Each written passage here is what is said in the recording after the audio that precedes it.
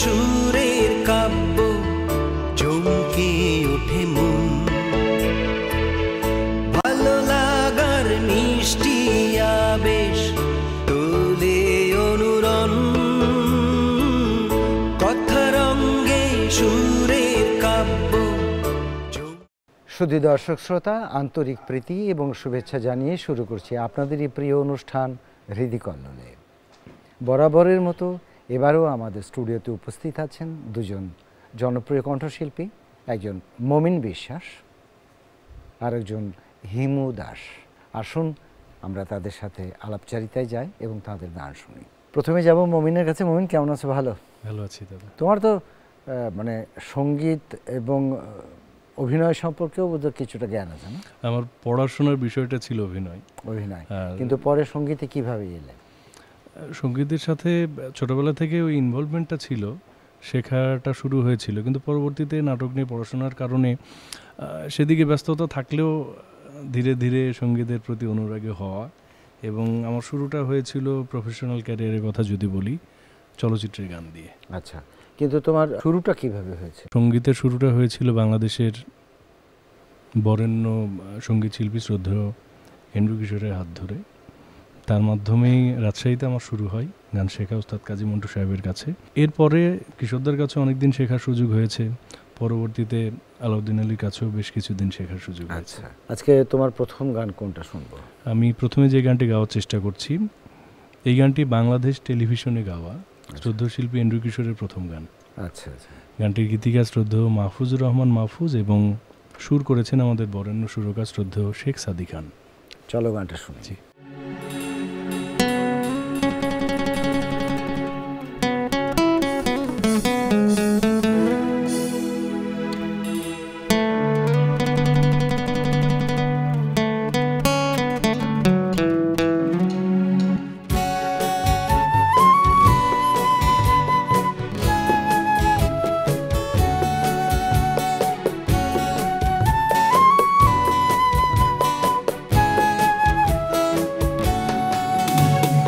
ও আমার উদাস মন, চলো দূরে কোথাও হারিয়ে যাই, যেখানে দুঃখ নেই, যেখানে সুখ নেই, সেখানে তোমার আমার ঠিকানা। ও আমার উদাস মন, চলো দূরে কোথাও হারিয়ে যাই, যেখানে দুঃখ নেই, যেখানে সুখ নেই, সেখানে তোমার আমার ঠিকানা। ও আমার উদাস মন।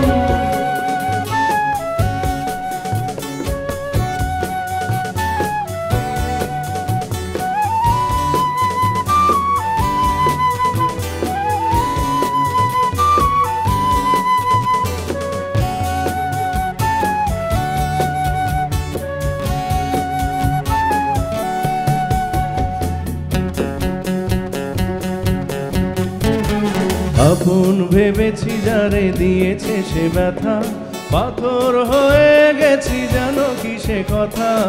আপন ভেবেছি যারে দিয়েছে সে ব্যথা, পাথর হয়ে গেছি জানো কি সে কথা।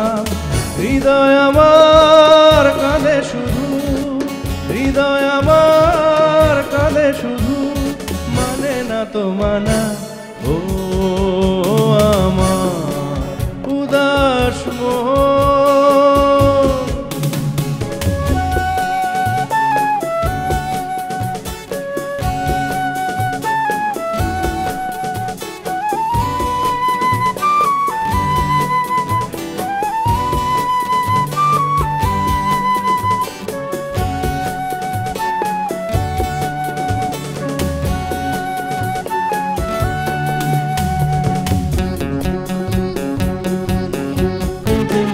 দু চোখ যেদিকে যাই চলে যাব একা, সে পথ আছে জানি কুয়াশায় ঢাকা।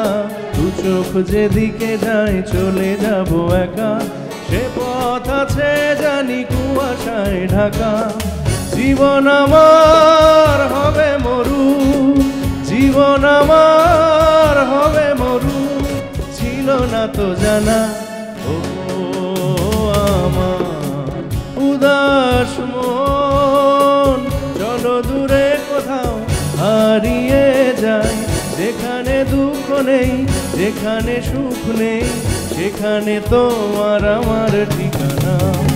ও আমার উদাস মন, চলো দূরে কোথাও হারিয়ে যাই, যেখানে দুঃখ নেই, যেখানে সুখ নেই, সেখানে তোমার আমার ঠিকানা।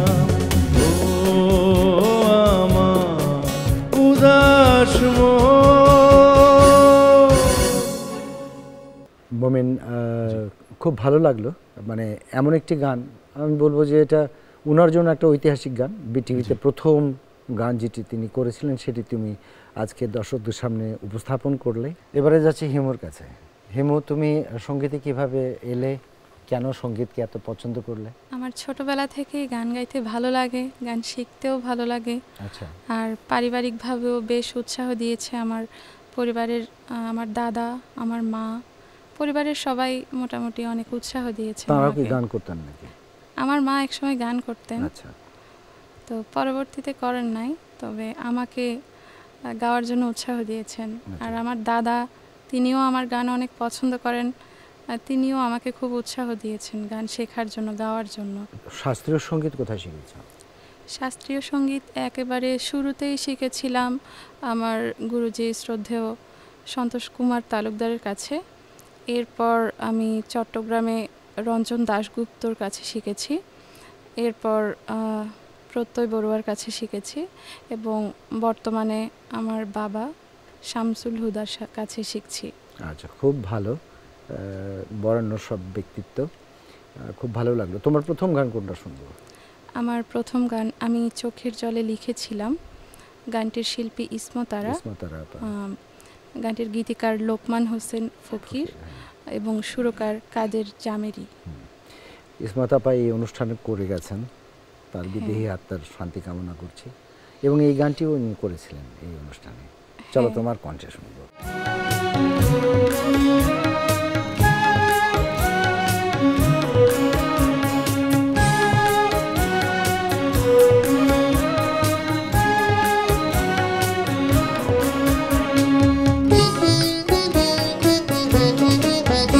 আমি চোখের জলে লিখেছিলাম তোমার কাছে শেষ পত্র, তুমি পেয়েছো কিনা তা পড়েছো কিনা কিছু বুঝেছো কিনা জানতে পারিনি।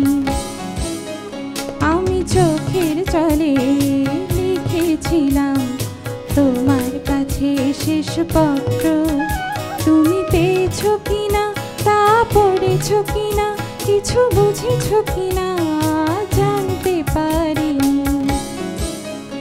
আমি চোখের জলে লিখেছিলাম তোমার কাছে শেষ পত্র।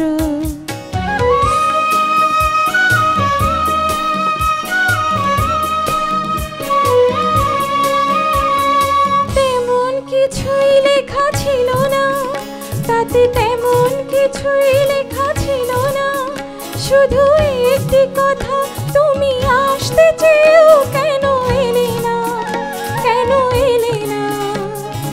বাসর সাজানো ফুল ঝরেছে ব্যথায়, বাসর সাজানো ফুল ঝরেছে ব্যথায়, তোমায় তারা আনতে পারেনি। আমি চোখের জলে লিখেছিলাম তোমার কাছে শেষ পত্র, তুমি পেয়েছো কিনা তা পড়েছো কিনা কিছু বুঝেছো কিনা জানতে পারিনি। আমি চোখের জলে লিখেছিলাম তোমার কাছে শেষ পত্র।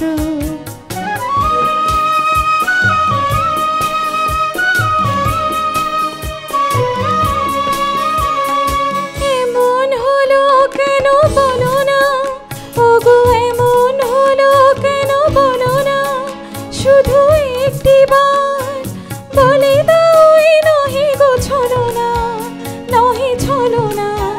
তুমি ব্যস্ত ছিলে ওগো কাজের ভিড়ে তুমি ব্যস্ত ছিলে, ওগো কাজের ভিড়ে ইচ্ছে করেও আসতে পারোনি। আমি চোখের জলে লিখেছিলাম তোমার কাছে শেষ পত্র, তুমি পেয়েছো কিনা তা পড়েছো কিনা কিছু বুঝেছো কিনা জানতে পারিনি।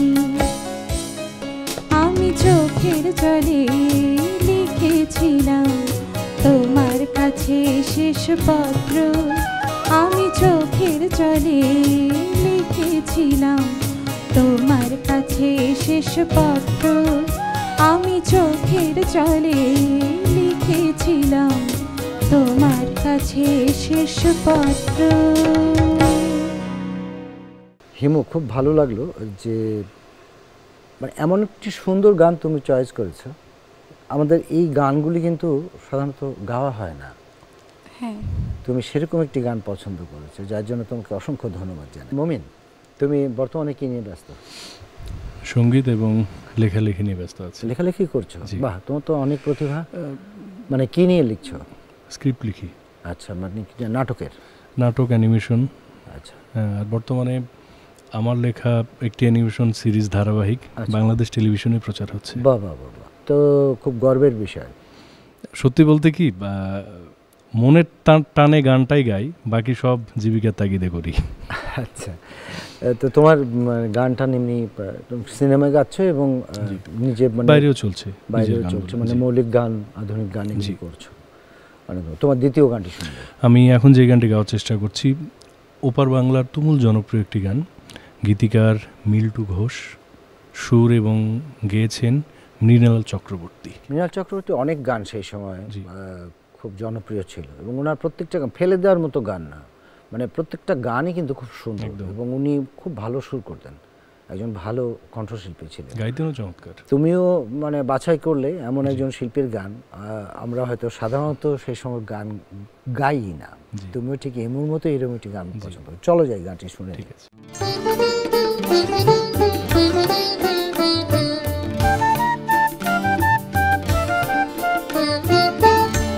কেন জানি না যে শুধু তোমার কথাই মনে পড়ে, কেন জানি না যে শুধু তোমার কথাই মনে পড়ে।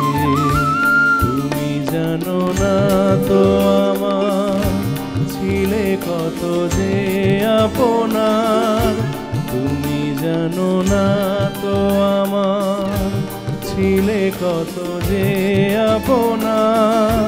সেই স্মৃতি দু চোখ বেয়ে অশ্রু হয়ে অঝোর ঝরে, কেন জানি না যে শুধু তোমার কথা মনে পড়ে।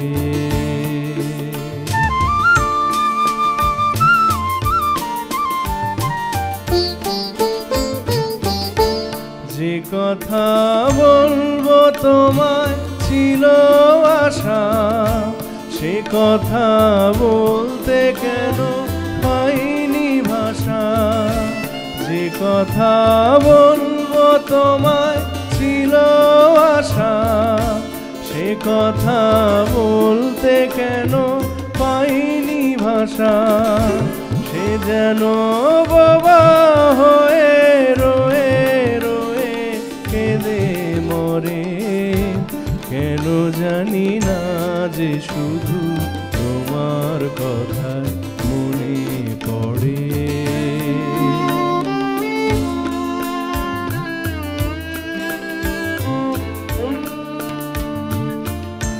কত যে তোমায় বেসেছিলাম ভালো, সে কি আজ ভাঙা ঘরে চাঁদের আলো।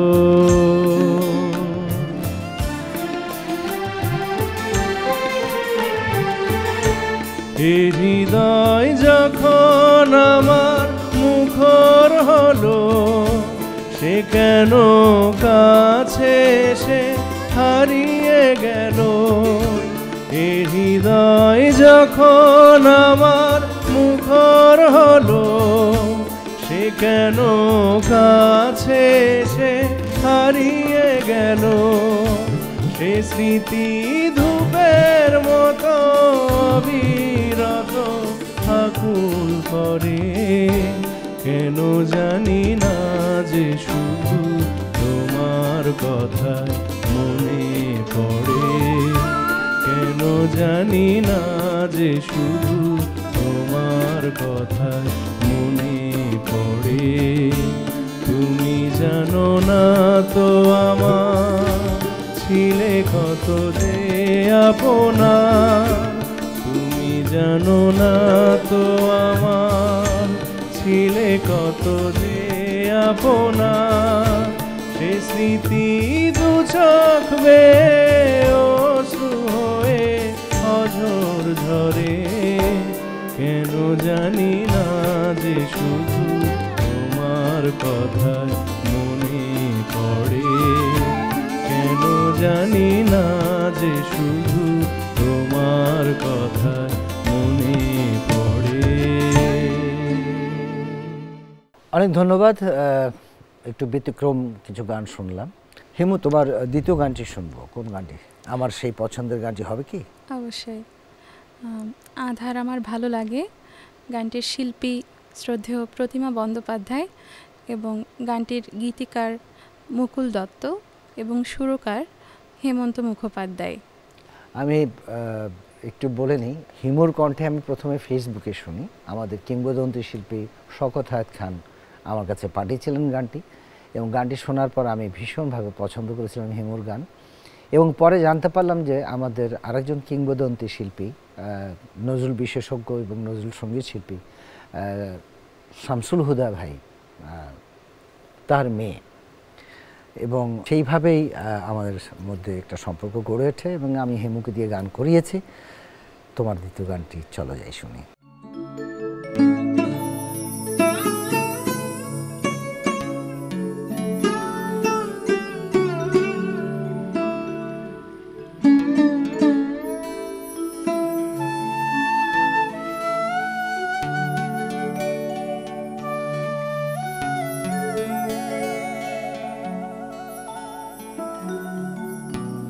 আধার আমার